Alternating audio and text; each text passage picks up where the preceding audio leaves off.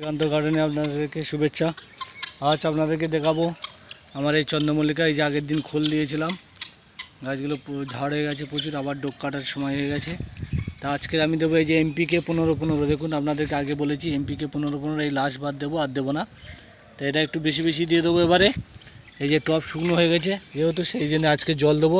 জল দেওয়ার আগে টবের 4 সাইডে 20-25টা করে দানা দিয়ে দেবেন। এটা লাস্ট, এরপরে আর এমপিকে দিলে হবে না।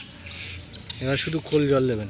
খোল জল আমিও দিচ্ছি, আপনারা খোল জল দেবে। খোলের সাথে যদি পারেন গোবর হালকা করে পচিয়ে বা ডিএপি 10-26 ওর সাথে দিয়ে গুলে ভালো করে দিয়ে দিলে গাছগুলো, তাহলে ফুলও ভালো আসবে, গাছের গ্রোথও থাকবে, আর ডোকগুলো সুন্দর হবে। এই দেখুন আমার গাছ সব মাটি দিয়ে দিয়েছে, এখন প্রচুর গাছ আছে, এই যে এদিকেও আছে।